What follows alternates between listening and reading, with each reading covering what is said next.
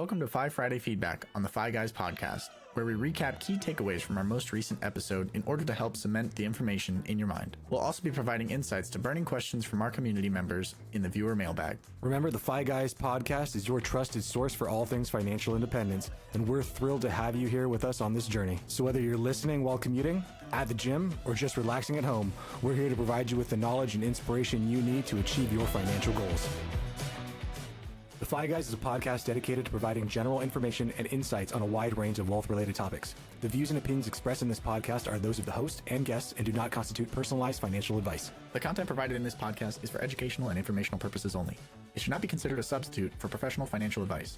Your financial situation and goals are unique, and the information provided here may not be applicable or suitable for your specific circumstances. We, the host and the guests of the Fi Guys, are not acting as your financial advisor. We are not aware of your individual financial situations, risk tolerance, or investment objectives. Any decisions or actions you take based on the information provided on this podcast are your own and made at your own risk. I may be a financial advisor, but I am not your financial advisor. And now that the lawyers are happy, let's get started. Howdy guys, and welcome to the Friday episode of the Fi Guys podcast. We are so grateful to have you guys here. I'm Dom, he's Chris, and today we're going to be recapping Monday's episode where we talked a lot about the second brain, right? What is that? What is the second brain? Go back to Monday, right? Now, if you want the recap, we're going to be talking a little bit about it and continuing our conversation on how AI has shaped the second brain for me personally and kind of what it can do for you. It's a very powerful tool and I'm excited to get into it, but first, Chris, how was your week? Congratulations on the new year, and how's it going so far? Oh, it's going well. I've actually started trying to implement the second brain. I started messy, started very imperfect. Good. But I have my own little notions outside of the notions that we use for ourselves that I've been just kind of playing with. It's nothing compared to your very in-depth system, but it's getting started. Well, that's awesome, right? And I hope it is nothing like mine. I hope it's 100% Chris. You know, it looks amazing. It's very Chrisified. Kind of Chrisified. I might have to trademark that one. But yeah, I'm excited to get into today's episode. You know, where we ended off Monday, you know, with a lot of information, maybe even too much information, information overload, some might say. And then at the end, we dropped, well, hey, they have AI in Notion. What does that mean? How can that help me?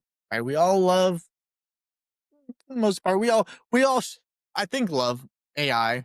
Gotta be careful. The AI is listening. But that being said, AI in Notion. So this is going to be a powerful tool that I believe you should use if you are starting to develop that second brain that we talked about. And as you can see, we're both still a little bit under the weather.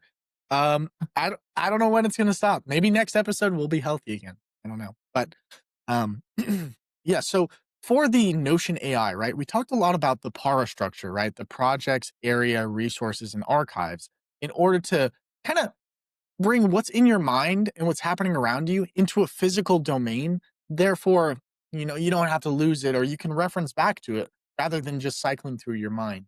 Because as we know, the mind is great at coming up with solutions for problems, being creative, you know, all these wonderful things, but it's not very good at storing data. And in comparison, right, what's better at storing data?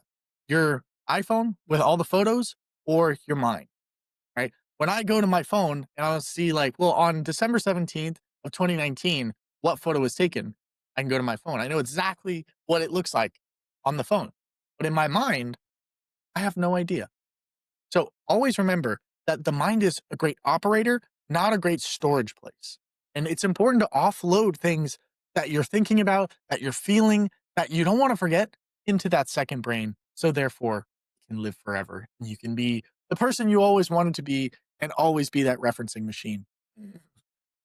But I'm curious, Chris, where did you kind of start with your Notion? I know you said you started a little bit messy. But it's a first step. Where did you kind of start?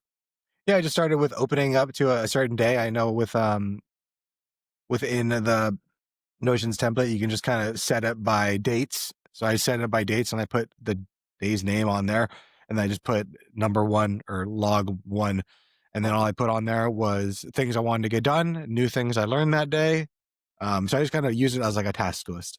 These are things that I want to get done. These are things I did get done. This is something that I learned. And then I want to add this week something that like I was grateful for today. I love it. I love it. And I think that's what's key, right? It's not starting perfectly, it's starting imperfectly. That's the best way to do it, right? Start simple. I know when I first started, it wasn't this. All right. When I first started, I shot out to make this like the most grand thing ever. Crushed, burned, lasted maybe a month. Didn't work, right? Had to start simple, rebuild from the ashes, find out what really worked and what didn't work. Because what worked for the guy in the YouTube video, well, it didn't really work for me. What works for Dom might not work for you as well. So it's always important to tweak it, change it, to adapt it to your life because your life is nothing like mine nothing like yours, and that's beautiful, right? That's what's awesome. One of the things that Notion has released, like we talked about, is this Notion AI. And what is it? I keep dancing around it. So let's get right into what it actually is, right? What you can use it for is writing assistance, generating blogs, emails, social media posts, stuff like that. It also can be used for summarizing, brain rotting, brainstorming, copywriting, and task automation. Now, some of the higher level stuff like task automation is it's way too deep for this podcast. That's part of a paid service. But what we're focusing on is the free side, right? What I love most about the Notion AI, and this is something I used towards the early December last year, was as you know, Chris and I, we love to read books. Chris reads a lot more books than me, but I'm trying in the new year. I'm up for that title, right? Probably. But I'm trying my best. And there's certain books where I'm like, Can't Hurt Me by David Goggins. Love the book. Love the book. What did you learn in chapter 3? I have no idea. I don't know what chapter 3. I don't even know what was in it. No idea. Love the book though, right? And I've got key messages out of it. It impacted me, right? One of the things that I used Notion AI last month on was, hey, so here's how it goes, right? You join Notion, you're in it, you do slash, new page essentially, um, or new database, and it's like create with AI. Yeah, you click it, and this is going to be a great tool for new learners. This is going to be a great tool for beginners. I typed in, it's like, hey, I want a book database. Enter, and it's like, do you want? And it automatically, it's like it added the title in there, it added, you know, an author spot, a rating for it, and then like a quick summary of it, right? And I'm like, wow, I didn't have to think about what I wanted. It already knew what should be. And that's what's powerful. And I hope you guys understand how powerful that is because it's not just for, a book database. Hey, I want to create a journal database. What should be in it? And it creates it. I wish I had this years ago, but that's okay. Using the AI in this, it's going to be very beneficial. It's going to speed up your learning curve. Granted, Notion isn't hard to learn. It's not like Excel, which I think is way harder to learn than Notion, but it is going to be very beneficial. It's going to be very useful to you. So I highly recommend, like we talked about at the end of last podcast, was, get started, start one page. But this episode, let's use that AI. Is there any other question? Chris, it looks like you have a question. Yeah, something I was thinking when it comes to AI, something that AI is really, really good at, like way better than human beings, is pattern recognition. So I think something that people can use AI for, and I know I did in the past without AI when I used to track like exactly what I ate and how my day started to see like how does that make me feel the next day, based off my nighttime routine, how did the next day go based off of that? And it took a long time of like sitting there, like looking over the data with my own like eyes and having to like see like, okay, if I eat this, normally the next day, if I eat this late, normally the next day I suffer. If I blah, blah, blah, then this. With AI, if you're able to put that information into your Notion database, if that's something that you want to track, you can ask it like, hey, look for patterns here based off of these parameters. What are things that I might be missing? And maybe you'll be able to see a bit more truth than what your brain tells you. Like, oh, the reason you feel bad is because I don't know, you had the TV on at night, where in truth it's like, oh no, it's because you had cookies at like 8 p.m. and you keep on doing that for the past 4 nights. And then you try going to sleep right after this big sugar bomb. Has nothing to do with the TV. Maybe it does have something to do with the TV. I don't know. But the AI can be very helpful in being able to delineate those types of things. one thing I've noticed when it comes to like coaching and consulting for finances is people love to say like, "Oh, I know what the problem is. The problem is A, B, or C." But then in truth, when you actually look at the data, and this is what this second brain can really help with, if that's the way you choose to use it, is to go the way that I'm kind of going with it, is you can look back on the actual data and you can kind of argue with the hard numbers of like, okay, I did these things. This was the consequences of those actions, rather than saying like, no, no, everything's working out. It must be perfect. You can actually look at the real data and have AI kind of help and be that objective third party so that you don't have to call yourself out, have the AI do it. And then you get to make the decision if I want to make a change or just keep pretending that everything's fine. 100%, right? But if you don't categorize the data, right? If you don't look back and track every day, and I'm not saying like you need to be, sadistic with your tracking. You need to be absolute numbers machines. Like, no, no, no. If that's the type of person you are, awesome. For me, that's the person I wanted to be, but I'm not. I try very hard to track as much as I possibly can to find patterns and then break those patterns so I can make better patterns. Um, but oftentimes for me, it's a matter of, well, hey, like, you actually have to input the patterns in. It's like, I wish I could just eat. And it's like, no, no, no, no, no, 1,000 calories. It's like, crap. All right, cool. It just automatically knows. Fortunately, it doesn't. Um, but yeah, I agree though. I think it's very important to use AI to the best of your ability in regards to how you're living your life. And what I find, I don't know if it was you, Chris, or someone else who told me this, but it was, hey, these are my habits, these are my current habits. This is what I'm doing right now. What does life look like in 5 years? And if he doesn't, if you don't like what it's kind of telling you, well, then it's time to make some changes. But it's hard to have that kind of data without categorizing it. Because I could say, well, yeah, I'm healthy. I do this, I do that, I do this, I do that. But you only went to the gym once last week and you had in and out 3 times. Like, are you actually healthy? You know, so it's important to be honest and be truthful with yourself, and especially be truthful with your second brain where you hold a lot of your information. So, what other kind of questions? I want to be a sounding board for Q&A. I mean, if you have any other questions, Chris, what's kind of, Yeah, I would love to have an understanding as to how you've noticed this has changed or affected your life, just on the day to day. yeah. So it's kind of like if you had a briefcase full of papers, just papers. I've got a recipe. I've got 5 recipes here that are in different orders. I've got schoolwork over here. I've got this over here, finance. And it's just all like, ah. And you show up to your meeting and it's like, oh, let me find my papers. This one and this one, this one, this one. And you're a mess. You're a complete mess. Physically and internally, you're a mess. For me, this allows me to take a step back. Ironically, I'm taking a step back on my own life. I'm stepping out of my brain and be like, oh, cool. It's kind of all handled.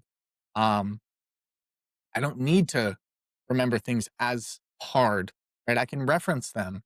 I don't need to know, hey, this is what this is, this, because I know where this is at. Excuse me. I think it was Einstein who said, there's no sense memorizing anything that can be readily available. And that becomes dangerous in a society where everything is readily available. But important details of your life, stuff that you're not going to find on Google or ChatGPT, stuff that only you could know, only you could input, that's where it comes into play. That's where it comes into, this is game time. And that's what I love most about my second database, my second brain database. But as far as how it affects me, um, it gives, weirdly enough, direction and purpose in a weird way. Um, because I'm starting with my why, starting with my goals in mind, and then working backwards. And rather than like the direction is north, it's like, no, we're going 32 degrees this way, 32 degrees that way, and we're shifting, right? And where before it's like, yeah, I want to be financially free. Who doesn't? hey, now it's like, this is this month's goal. This is what we're doing this week. On a daily scale, this is what I'm trying to do, right? And where we have a broad goal without it, this makes it possible for me at least. It helps bring clarity into this very cluttered world because I can't have it just live upstairs in my head because I'll forget it, I'll mess it up, and nobody else can see it. So it's like, does it really exist? I don't know. But that's kind of how it's affected me. It's really given me purpose, directionality, and a plan and a place to look at this plan and follow it and execute it and know that there's a good plan or a bad plan. That's good. Do you feel like if this was people were to see your second brain, would you be like, oh God, like don't like this is like it's like don't look at my phone, don't look at my algorithm. Like Part of it is personal. Part of it is very personal. I actually have it pulled up right now. Um, so part of it is very personal. I mean, this quite literally is my set. It's not like I have a file where it's like, darkest secrets, It's not like I have that just open in. That's way down in the database. You'll never find it. yeah. Um Taxes I, 2015. Good luck finding yeah, it. yeah, right. I took a write off that I shouldn't have. I know it was a lunch meeting, but I don't know. No, I don't have any dark secrets, but um it is personal.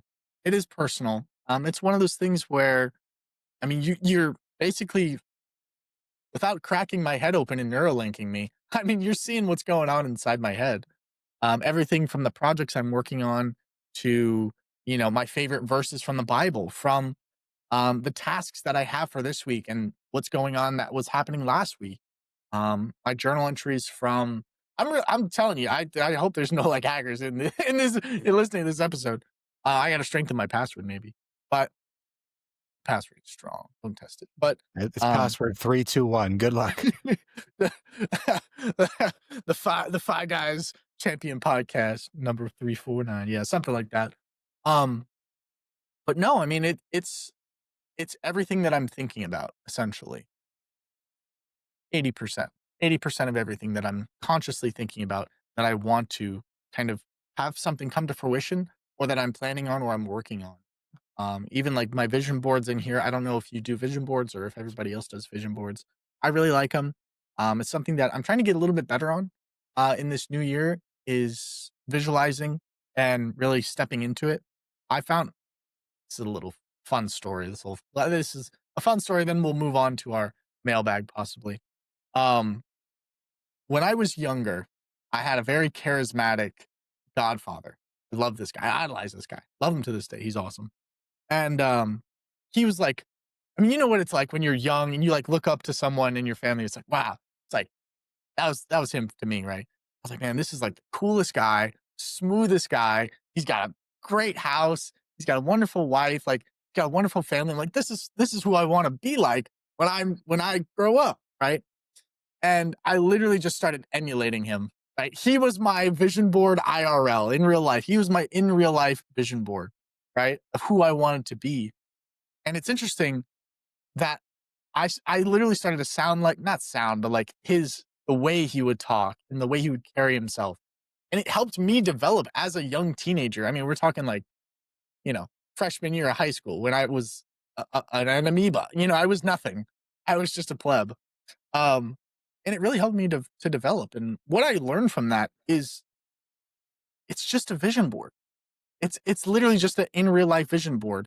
And if I can start to, well, hey, this is how I want to dress. This is how I want to carry myself. This is how I want to sound. This is how I want to look. This is how I want to be. Well, then I can kind of start heading in that direction. And, one of the things that I love about my second brain is it's a picture of all three stages. It's a picture of what has happened, what is happening, and what's going to happen. And that's what I love. And it gives me, like I said, purpose. In a sense, purpose, but it gives me a little bit of hope for the future. It's like, this is what's coming and nothing is going to stand in my way. And I love that. I think it's really cool. I feel like your second brain just doing it in Notion is the modern day way of journaling, writing down your thoughts. And, I think back to Marcus Aurelius writing meditations. He sat over 2,000 years ago, sitting in a dark room to himself, writing about his days and writing about like what he's going through. And you can kind of tell based off his writing that he probably had like an anger problem and all of these things going on. And how I'm sure just like if your second brain was to get out, you'd be completely mortified. And I'm sure if Marcus Aurelius was to be here and know that everyone reads his personal diary as like he deals with that same issue. It just kind of shows like how interconnected we all are and how we all deal with the same things. So I guess as I'm kind of thinking about this, how this thing that you're doing for yourself can also help your kids, your grandkids, your great-great-grandkids by being able to pass down to them. These are the things I've learned. These are my experiences, blah, blah, blah. And maybe they can see the common humanity that things are in very much the same way, the exact same problems, just over different times and space. And of course, I'm sure if you're second brain, you're going to want to remove some stuff, and to be lost to history. But at least that way you can kind of pass down your values and those types of things, because those are the things that will most likely endure rather than I did this, then this, then this. It's who you were as a person. Yeah. The great purge. That's the problem of not knowing when you're going to die. It's like, when do I delete the database? When do I clear it all? I can't just put that inside your will. Yeah. Delete this file. Delete it all, dude. I swear I can't have Chris going and publishing my my second brain meditations in a modern age. Dominic James. It's like, God dang it, Chris. That's not what it was intended for. You'd have a lot of crap to go through, though. Tell you what, you'd have a lot to sift through. But yeah, I do believe it is important to get your mind out, to get your emotion. I feel like so often, we've kind of had a societal shift where, it's like, hey, it's okay to be emotional. It's okay, right? And it is okay to be emotional, right? It's okay to to let it come out, right? To the right person, someone you trust. Um, and that's from the heart. But I also believe even more, I don't know. I use that in quotations, but even more important to let your mind out. Your mind is just so full of clutter and stress, trying to keep it all together, that you need to write stuff down. You need to get it out. You need to have a place where the plan is physical, where the idea of what you want is physical, where you can go when you're down and out and you're like, what am I doing with my life? And you go in, you're like, oh yeah, that's what we're working towards. Is it still worth it? It's up to you. Yeah, I highly encourage everybody to start developing their version of a second brain. Start going down that rabbit hole. And if you're using Notion, check it out. That's what I use personally. I really love it. The Notion AI is really nice and it's free. I mean, it's literally it's the best thing I own. Honestly, that's free. It's probably the best thing I have that's free. Yeah, I mean, it's how much of it is just being accountable. And unfortunately, we all like hope that someone else is going to hold us accountable to live the life that we want. And we say it very often, but no one's coming to save you. Like, you're going to have to be accountable to yourself. And if you want a different life, you're going to have to be the one that sets that in place. Mhm. With that, Absolutely. I say we get on to viewer mailbag. Let's do it. Let's do it indeed. Alrighty. So today's letterhead is going to be a dangerous one. I've run out of water. So we'll see how this goes. All right, guys. So today's viewer mailbag, this is part of the 5 Friday episode where somebody writes into us. We try to give them as much help as we can with the information that we have. Today's letterhead: paid off $40,000 in 7 months, and here's what changed. Cool. How about that? Howdy, Fi guys. Howdy, Fi guys. A year ago, if you had asked me how our finances were doing, I probably would have laughed, then changed the subject. Understandable. I think a lot of people are like that. On paper, we looked fine. Two incomes, a house, a decent jobs. But behind the scenes, it felt like we were drowning in slow motion. Every month, it was the same cycle. Paychecks came in, bills went out, and somehow the credit card balance never moved. In fact, they kept growing. And we were carrying almost $160,000 in debt. Wow, that's a big chunk. Yeah. And had I quietly accepted a terrifying belief I didn't even realize I was holding at the time, that this is just how our life is now. Mm. Debt felt permanent, like gravity, something we'd always been managing, but never escaping.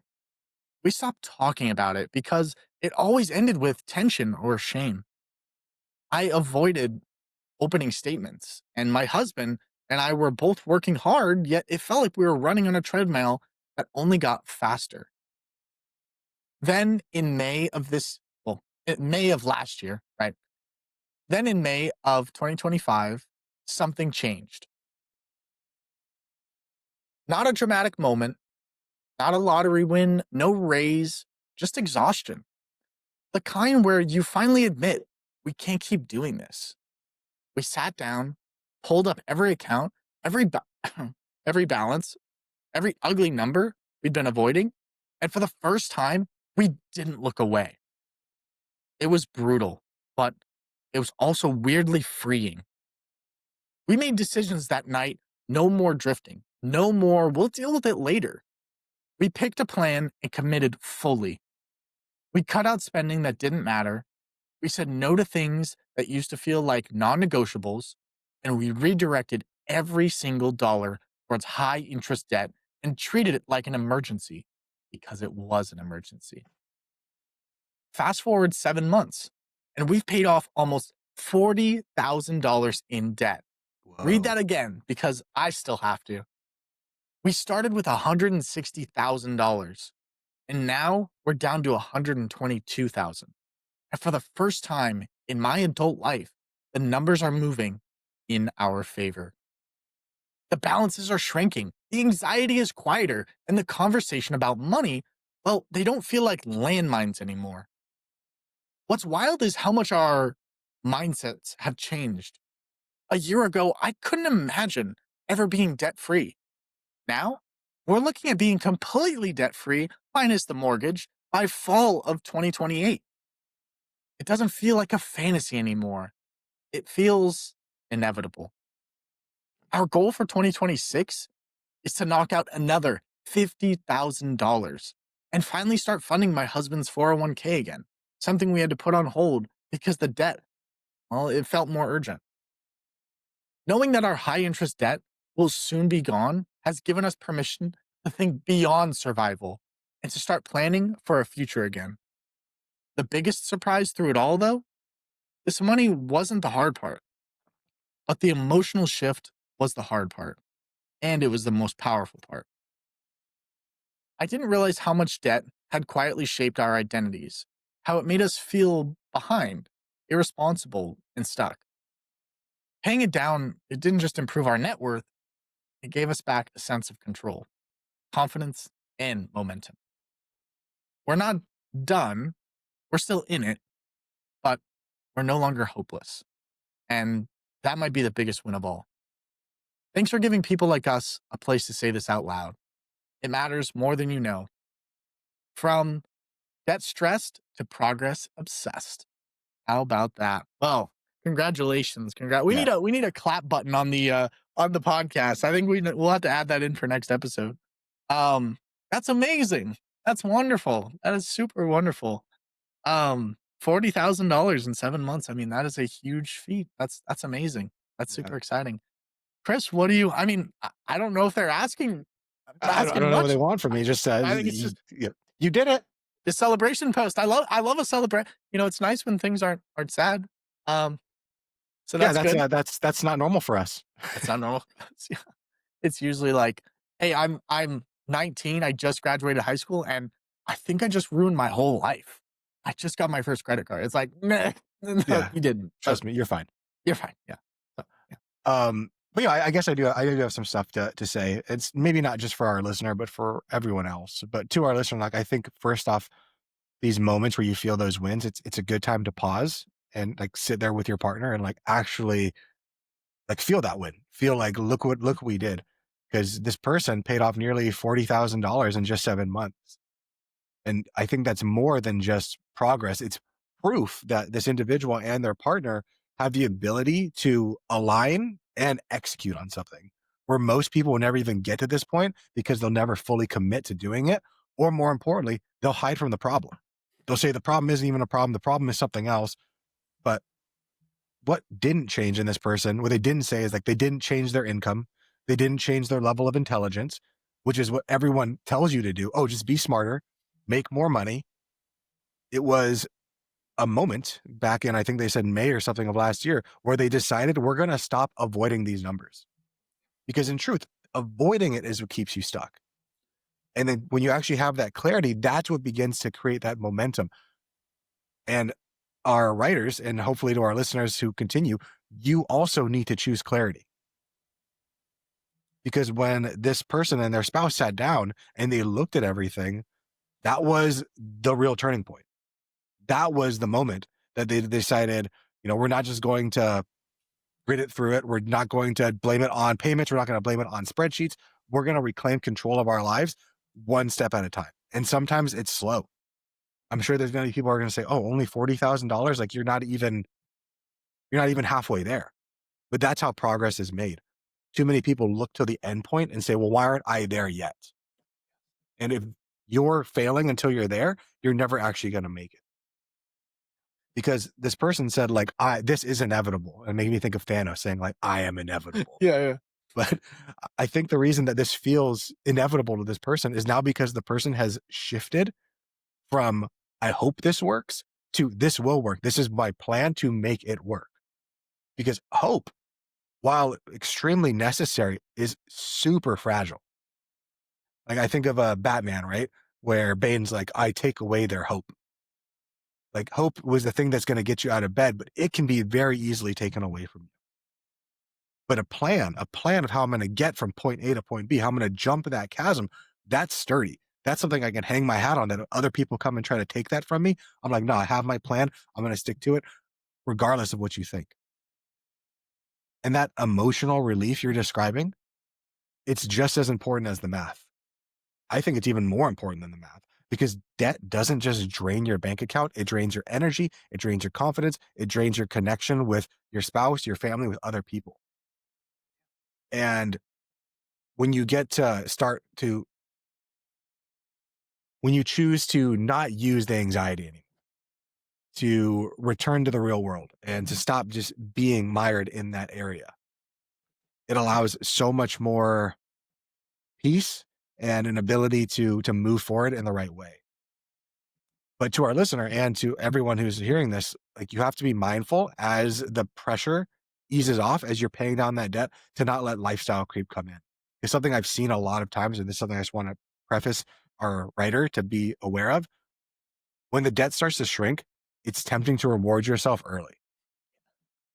So you need to make sure that your future self gets the biggest reward first. And the future self is that version that gets to pay off that debt before starting to go on your trips to Monaco, before doing all those things. I've seen it too often that someone has $100,000 in debt. They get down to 20 and they're like, all right, let's reward ourselves. And they put themselves back in $40,000 in debt. And now they're like, I don't know what happened. You want to make sure that you can look back on past you, the decisions making right now, and say, thank you for what you're doing. Because restarting the 401k once the high interest payment is gone is a super great idea. Like that's a disciplined move, but you don't want to rush it emotionally. So let your behavior stabilize before layering on all these new goals. I know how great it feels to be like, I'm going to do this and do this and do this and do this. Mm-hmm. But if you do all of that one after the next without giving your chance to kind of normalize and say, this is our new normal, the chances that someone's going to fall off the horse continues to increase.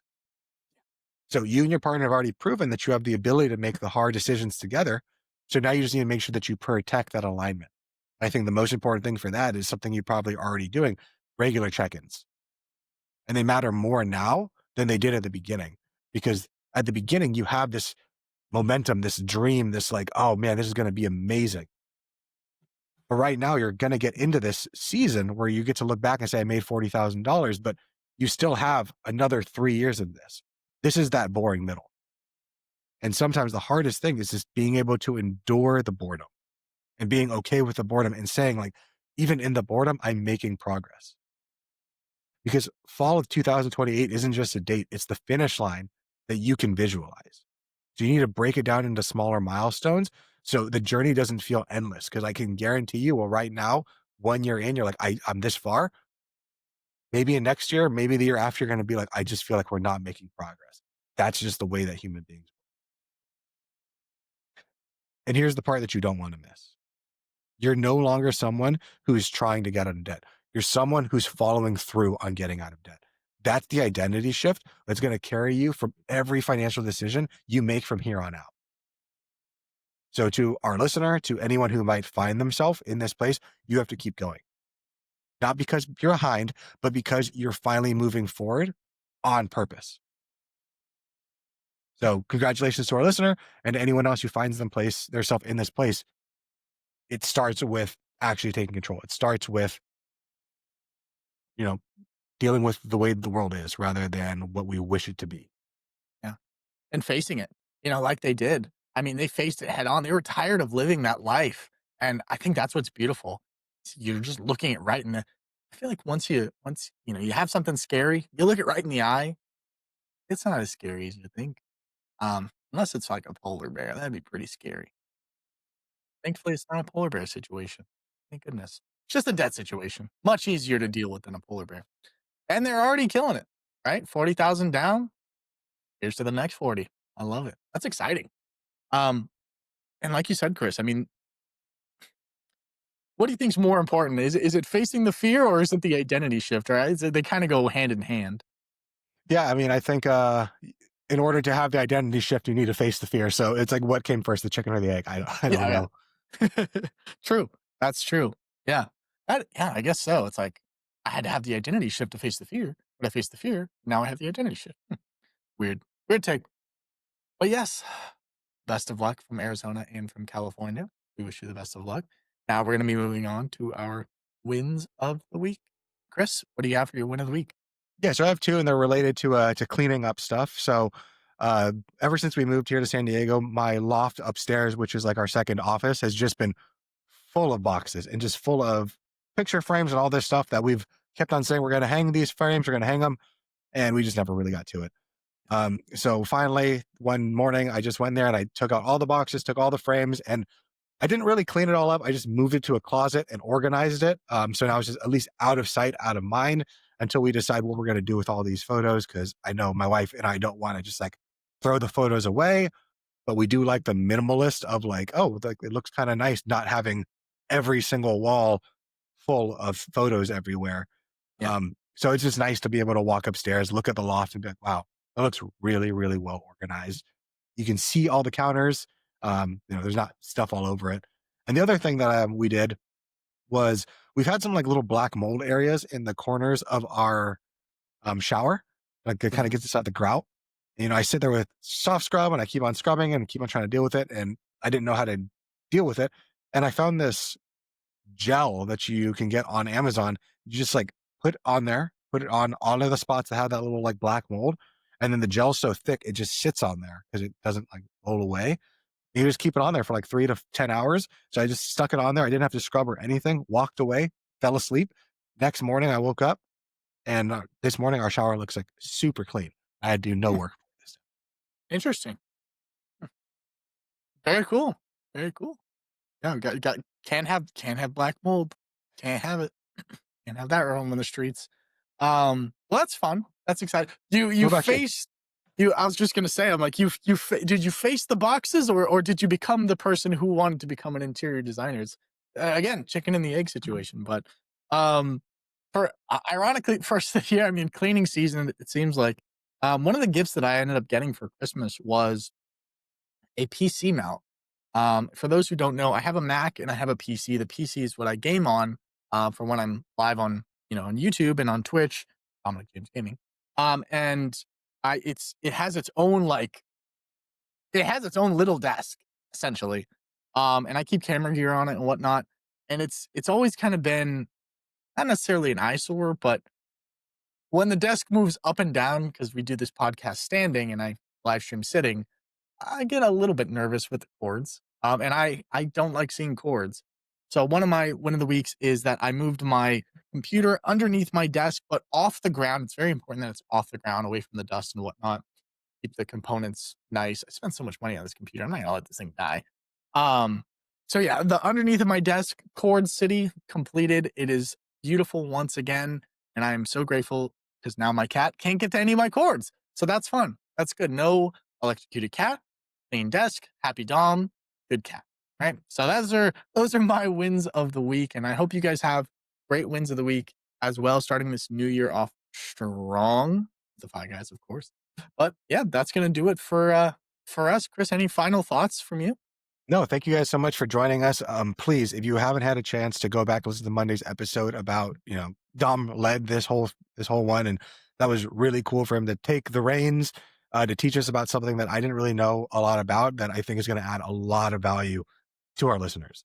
Especially in the new year, this is the time to try something new that hopefully we'll be able to stick to make positive change in each one of our lives, because we're all here on a journey together, and anything that we can do, Dom and I, to help us, and anyone that any of the listeners can do to add a comment, do anything like that, please do it. Please share the podcast with anybody. And Dom, will you close us out? Yeah, I'm Dom. He's Chris. Like Chris said, share the podcast. We are so grateful for you guys listening, and we will see you on Monday. And let's have a great year of health. Let's get the health up and great financial decisions. So with that being said, we're going to be back here on Monday, healthier than ever. We'll see you guys then. Later. Peace. This video podcast is sponsored by Monzon Wealth. The content in this podcast is for informational purposes only and should not be considered financial advice. We do not endorse specific products or services. Past performance does not guarantee future results. The opinions expressed are those of the host and guests, not the podcast sponsor. It is crucial to consult with a qualified financial advisor or professional who can provide advice tailored to your specific needs before making any financial decisions, investments, or taking any other actions. If you are seeking specified help, you can reach out to Chris at monzonwealth.com.